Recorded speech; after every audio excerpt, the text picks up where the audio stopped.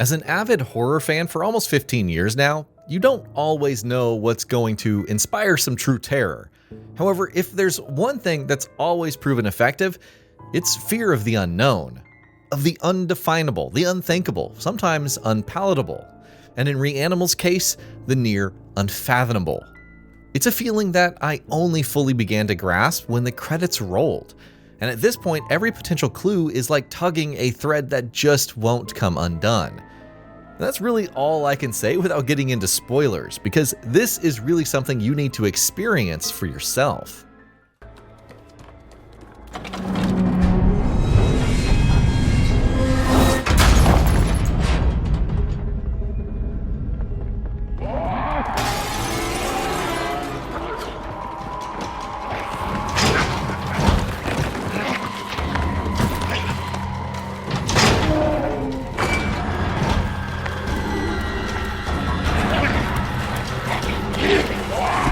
Far be it from someone like me to really classify Reanimal as effective horror.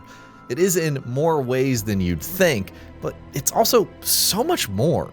I went into this without playing the demo, only watching the trailers, yet I'm still reeling. It's that itch in my brain, like I'm on the verge of understanding and connecting all of the pieces, letting the despair wash over me as much as the brilliance of the storytelling.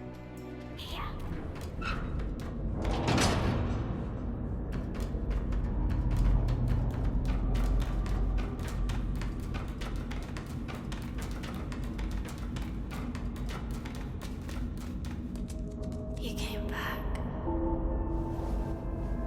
I knew you would.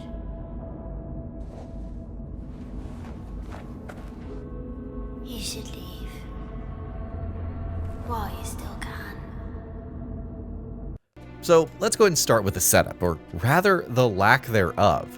The player awakens in a boat out at sea as the boy.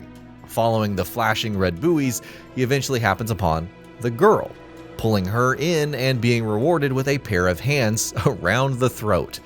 Once she regains her composure, the two set out, following the buoys to the nearest island in search of their friends. Because something has happened to this world, and it's all fractured apart. Boneless bodies are slithering about the first location, the train yard. A tall, slender man, not the Slender Man, but still just as aggressive, mulls about, harassing the duo and doing his laundry, for lack of a better term. Even when they find the first of their friends, there's no joy in the reunion. It's rather hard to celebrate among desolate skies after all. Contrary to what you would think, the reason the world became like this isn't the core driving force of the narrative, at least not at first. At times it feels like an analogy for childhood, where things appear so much bigger and scarier than they actually are, but as you go along, it quickly becomes obvious that things aren't what they seem. And really the crux of that is what makes Reanimal such a compelling title. Of course, the presentation is paramount as well. There's no HUD, tutorials are minimal, simply instructing you how to carry out certain actions. Dialogue is scarce and sporadic.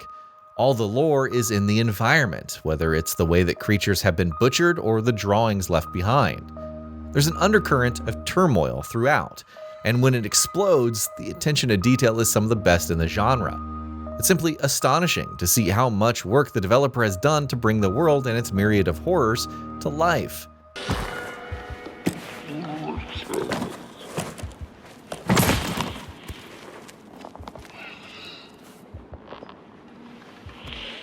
From the movement of electric wires in the background to the animations of its characters, there's as much nuance to appreciate and covet. I could go on about the lighting, the use of shadows, and much more, but it really does speak for itself. Even amid its dour colors and ever-present darkness, Reanimal is a gorgeous-looking game.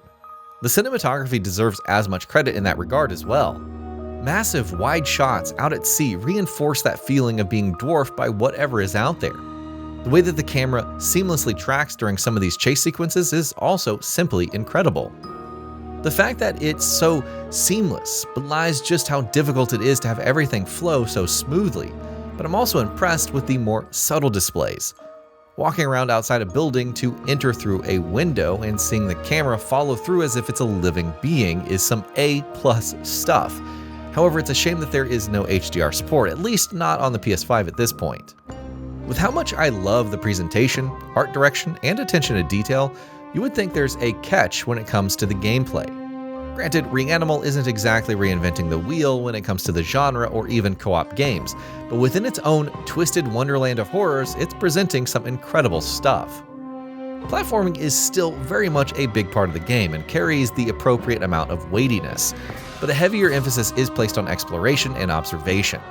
Shifting from a 2.5D platformer series in Little Nightmares to a 3D action-adventure means not always knowing where you need to go.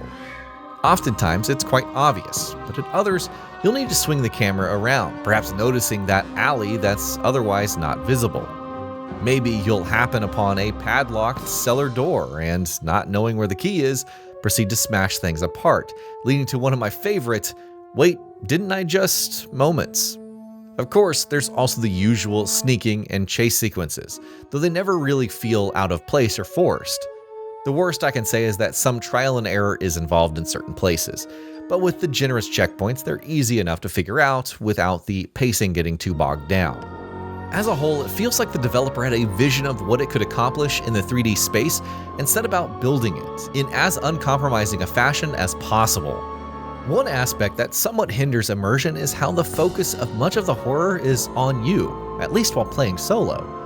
What this means is that various monstrosities will be within clawing distance of the girl, and she's fine. Now I know that is a nitpick sort of, and while it doesn't outright kill the tension, I couldn't help but find it amusing on more than one occasion. The other element that I can see bringing things down for some is the ending. Now, no spoilers, but after some reflection, the proverbial lighter illuminating the darkness, I felt like it delivered and then some, adding a whole new dimension to the journey. I haven't discovered all the secrets, like the unlockable concept art and alternate masks, so perhaps there's something more to it that I missed, which excites and concerns me in equal measure. On a technical level, the experience felt near flawless throughout, with perhaps only one instance of the frame rate dropping. At one point, the game suddenly became unresponsive, which required quitting and relaunching it. Thankfully, this did not affect progress. There's also the odd minor bug or two stemming from interactions with the terrain. Otherwise, this is an incredibly well-polished experience. Reanimal isn't very long, but quite frankly, it doesn't need to be. It feels like the perfect length, taking the player on what's essentially a horror odyssey, challenging them to understand what's happening and then flipping those expectations. You never quite know what to expect, and to the developer's credit, it finds interesting ways to up the ante without sacrificing the pacing or needlessly padding the runtime, all in service of the story that it's trying to tell. Suffice it to say that I'm not so much scared about what I don't understand as saddened that there may be even more to pull me even deeper into despair. Now, if that doesn't speak to the true emotional weight of the experience, then I don't know what does. And that'll be about it for this one. If you guys like what we're doing at GamingBolt, please consider subscribing to our channel, and I'll see you guys on the next video.